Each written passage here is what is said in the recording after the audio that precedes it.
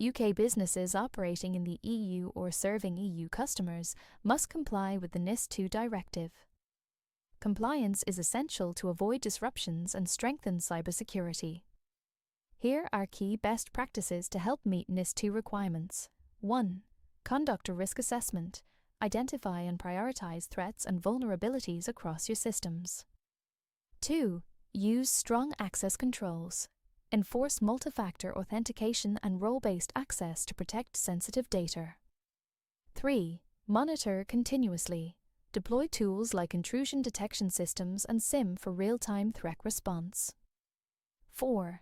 Train employees regularly. Educate staff on spotting phishing attempts and handling data securely. 5. Set clear communication protocols. Ensure incidents are reported promptly within your organization and to authorities.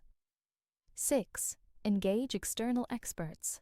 Consult cybersecurity professionals to identify gaps and strengthen defenses. 7. Invest in cybersecurity technologies. Use next-generation firewalls, endpoint detection, and encryption to protect systems. 8. Secure your supply chain. Vet third-party vendors and enforce supply chain risk management policies. 9. Leverage threat intelligence.